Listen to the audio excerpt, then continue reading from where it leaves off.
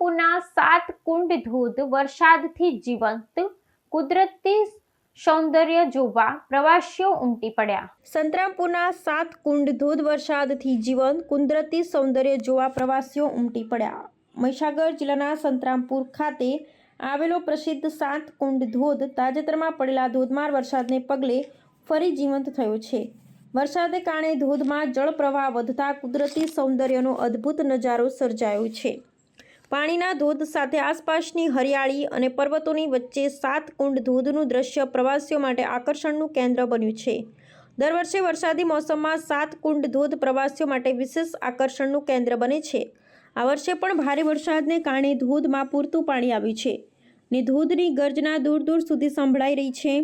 કુદરતી સૌંદર્ય અને ઠંડક અનુભવવા માટે આસપાસના શહેરો અંગે ગામડામાંથી મોટી સંખ્યામાં પ્રવાસીઓ અહીં ઉમટી પડ્યા છે. સ્થાનિક તંત્ર અને વન વિભાગ દ્વારા પ્રવાસીઓની સલામતી માટે ખાસ વ્યવસ્થા કરવામાં આવી છે. ધોધ પાસે સુરક્ષા બંદોબસ્ત, માર્ગદર્શિકા અને પાર્કિંગની વ્યવસ્થા કરવામાં આવી છે. સાથે જ પ્રવાસીઓને સલામત અંતરે રહેવા અને ધોધના પાણીમાં ઉતરતા સાવધાની રાખવા અનુરોધ કરવામાં આવ્યો છે.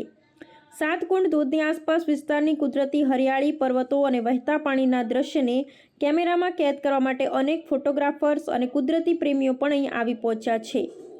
વરસાદી મોસમમાં ધોધનું સૌંદર્ય અને ઉર્જા સમગ્ર વિસ્તારમાં આનંદ અને ઉત્સાહનો માહોલ સર્જી રહી છે.